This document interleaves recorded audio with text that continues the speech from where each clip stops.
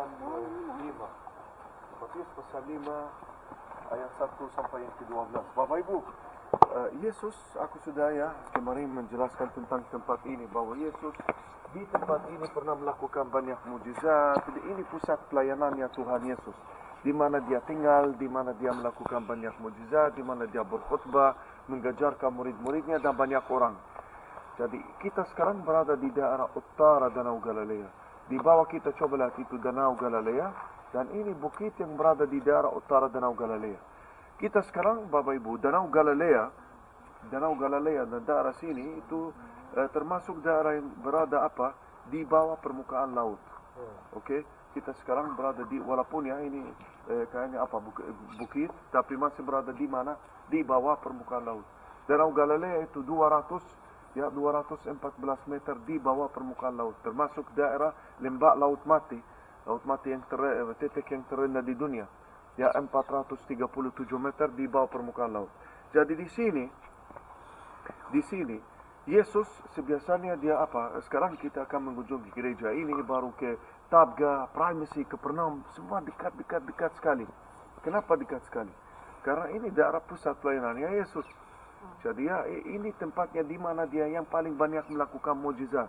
Ini tempat di mana sebiasanya dia berkhutbah, mengajarkan. Makanya ini salah satu tempat di mana Yesus waktu dia turun dari perahu, dan dia turun dari perahu dan dia naik ke sebuah tempat yang tinggi, dan dia mulai mengajarkan murid-muridnya dan banyak orang. Pada waktu itu ada berapa orang, Bapak Ibu, waktu Yesus mengajarkan? 5.000 laki-laki, bukan orang.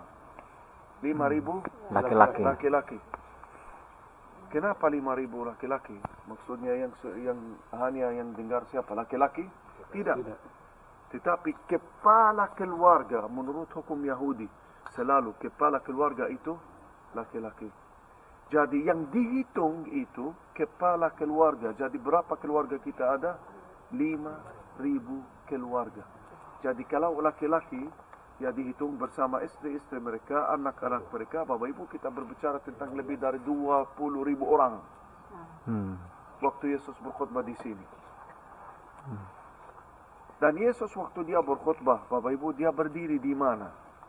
Di sini, di puncaknya gunung, di puncak bukit ini, atau di bawah di lembah? Ayo. Di gunung. Sini. Kalau Yesus dia berdiri dan dia berkhutbah, Yesus berkhutbah di mana? Yesus berdiri di mana? Di atas atau di bawah? Di atas.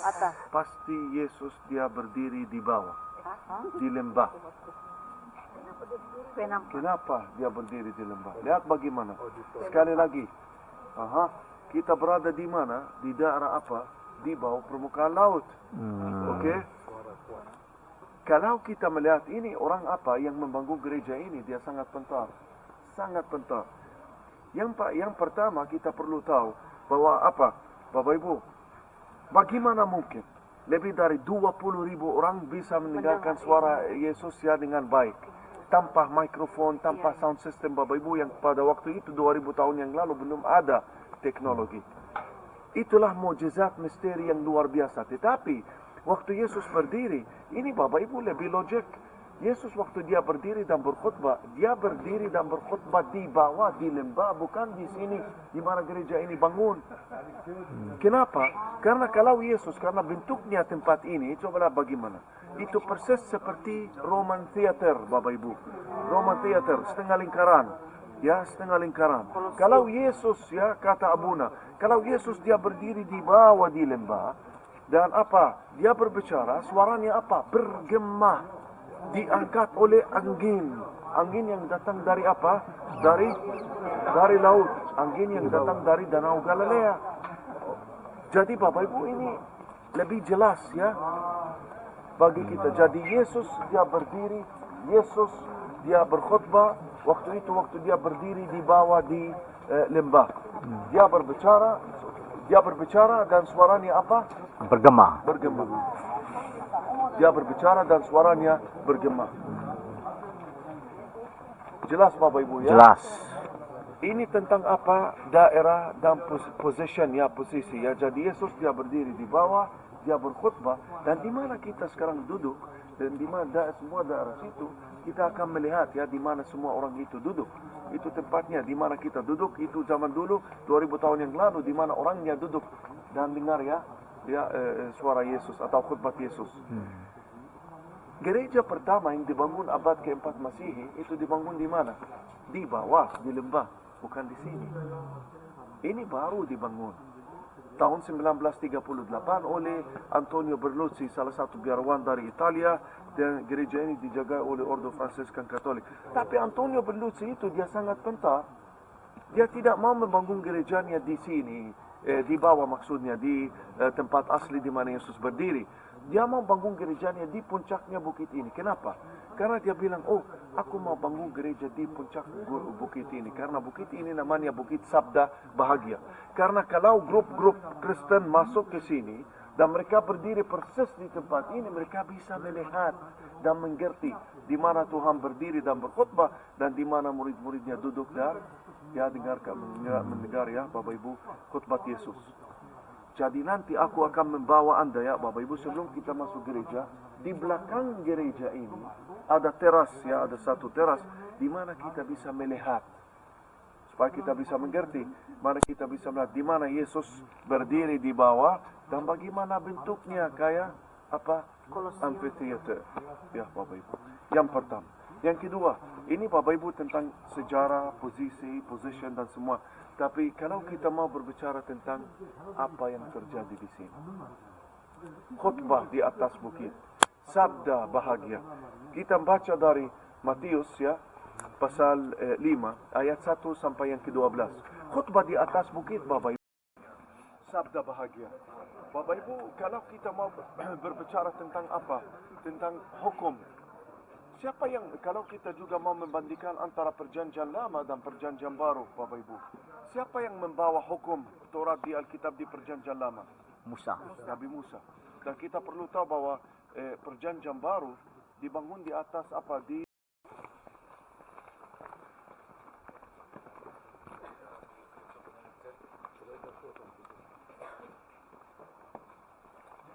Sama.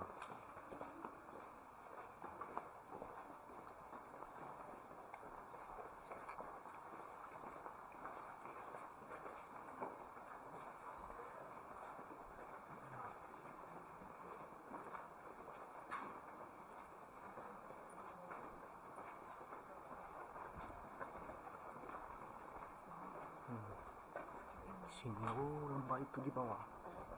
Soalan saya dulu, macam mana suara Yesus boleh jelas dengar? Iya. Bila saya Kan, tanya, kan dia bergema. iya betul lah. Kan suara Tuhan ajaib.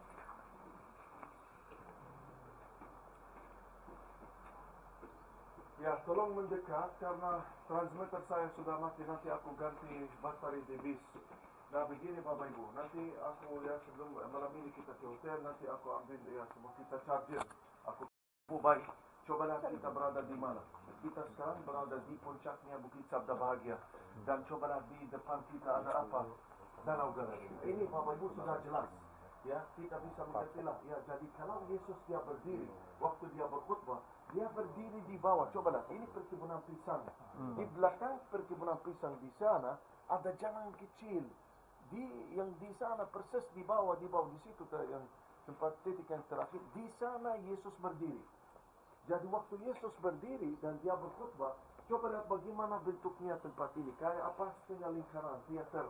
Jadi Yesus dia berkhutbah dan suaranya bergema, diangkat oleh angin. Ya, dan itulah tempat asli di mana Yesus pernah berdiri dan berkhutbah. Ya, makanya ya Bapak Ibu Saudara dulu dia sangat susah bangun gerejanya di sini, dan semua bukit ini dapat nama Bukit Sabda Bahagia. Kalau Yesus dia berdiri di sana, jadi semua orang 20.000 orang duduknya di mana?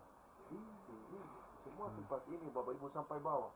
Jadi itu seperti ya bayangkannya seperti Roman Theater. Ya, football. Kalau perlu nanti dari 10 menit kita harus ada di bis. Jadi sekarang langsung masuk, ambil foto, kedua masing-masing, langsung kita ke kantor juga ke bis karena kita mau ke gereja tabung. Oke? Betul. Dia berbentuk stadium. Hah? Itu Iya. tempat kan berbentuk Dia kalau berbentuk stadium. Oh ya, you see, lihat bagaimana. Iya. Itu. Betul, ini sangat terbakar baru-baru.